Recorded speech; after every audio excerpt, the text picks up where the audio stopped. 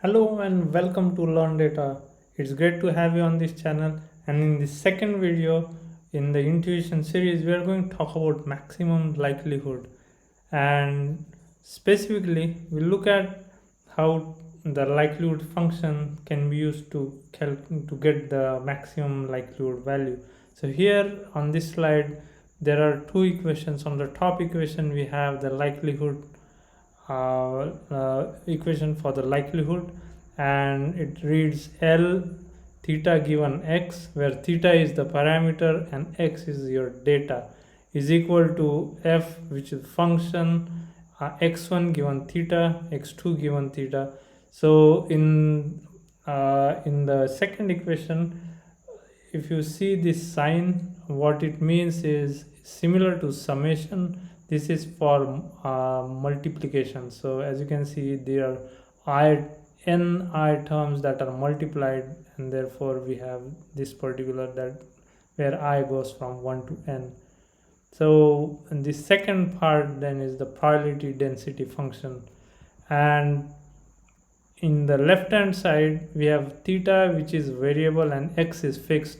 So we are trying to find which parameter best represents the data that we have. And on the right hand side is the other way around. The theta is fixed and x is varying. And again, this is the question we are asking when we are looking at either side of this equation. On the left hand side, we are looking at what are the best parameters that describe the data, and on the right hand side we are trying to ask what is the data given the parameters. So the parameters could be, for example, if we are looking at a Gaussian distribution, then the parameters could be mean and standard deviation. So how does one arrive at a maximum likelihood?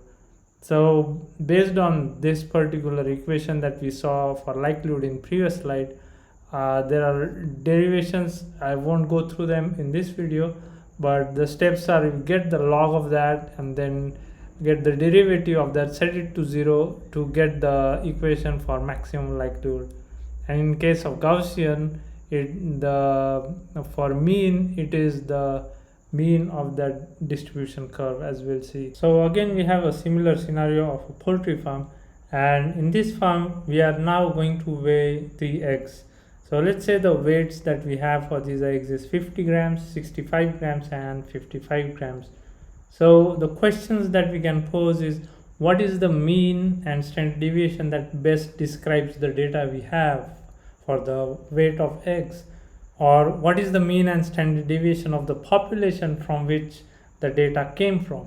So maximum likelihood will help us answer those questions. And if you remember from previous video, this is the equation for the Gaussian normal distribution, where P is the probability density and mu is mean, sigma is standard deviation. So we'll use this equation in this video. What we want to do is, for these three weights, then to calculate the maximum likelihood, we want to substitute those in this equation in place of x. So we have 50 minus mu, 65 minus mu, and 55 minus mu. And then we'll take a natural log of these 3, and this can then be simplified to this particular equation right here. And once we have this equation, the next part is to take a derivative of that. So we take a partial derivative, and this is the equation that we get: 1 by sigma square and into square brackets 50 plus 65 plus 55 minus 3 mu.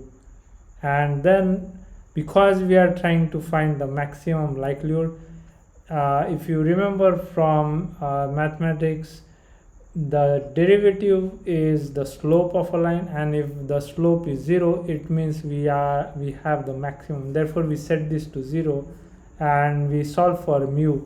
And as you can see, the mu in this case is just the mean of these three values, which comes out to 56.67.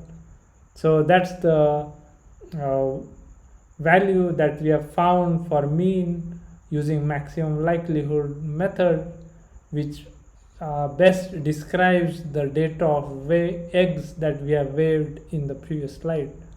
Now similarly for standard deviation, it's the same approach. We take the equation from step 3 and then take the partial derivative of that, set the derivative to 0 and then solve for sigma, and again what we get is standard deviation, which is 4.41. So if we look at the distributions, then this is the possible distribution of the population of the weights for eggs in that particular poultry farm, from which the 3 eggs that we weighed came from, where the mean is 56.67 and the standard deviation is 4.41. And it's important to remember that there could be n infinite number of distributions from which this particular weights could have come from. It could have been such as distribution shown on the left hand side, or it could have been the one shown on the right hand side. However, using maximum likelihood estimation, we were able to find that the plot in the center is the one which represents the population from which those 3 data points for the weights of 50, 65 and 55 grams came from.